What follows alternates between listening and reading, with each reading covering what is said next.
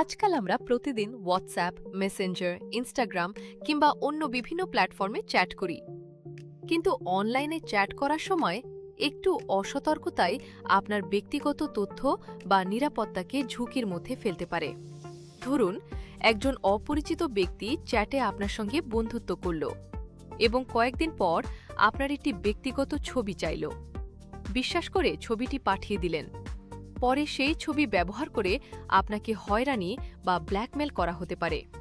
তাই অপরিচিত ব্যক্তির সঙ্গে কখনো নিজের ব্যক্তিগত ছবি বা সংবেদনশীল তথ্য শেয়ার করবেন না। আবার ধরুন, চ্যাটে কেউ আপনাকে বলল, এই লিঙ্কে ক্লিক করুন, আপনার জন্য একটি বিশেষ উপহার রয়েছে। আপনি কৌতূহলবশত লিঙ্কে ক্লিক করলেন। সেটি একটি ভুয়া ওয়েবসাইট হতে পারে, যেখানে আপনার পাসওয়ার্ড বা অন্য গুরুত্বপূর্ণ তথ্য চুরি করার চেষ্টা করা হতে পারে। তাই অচেনা লিঙ্কে ক্লিক করার আগে অবশ্যই যাচাই করুন। আরেকটি উদাহরণ, কেউ আপনাকে চ্যাটে একটি পিডিএফ, ওয়ার্ড ফাইল বা অন্য কোনো ডকুমেন্ট পাঠিয়ে বলল, এটা খুলে দেখুন। আপনি না জেনে ফাইলটি ডাউনলোড করে খুললেন।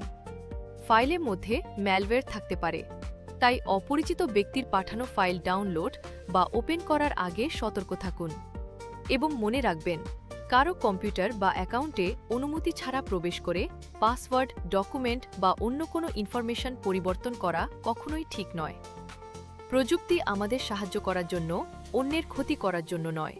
মনে রাখুন, অচেনা লিঙ্ক ক্লিক নয়, অজানা ফাইল ডাউনলোড নয়, অপরিচিত মানুষ পার্সোনাল ছবি নয়।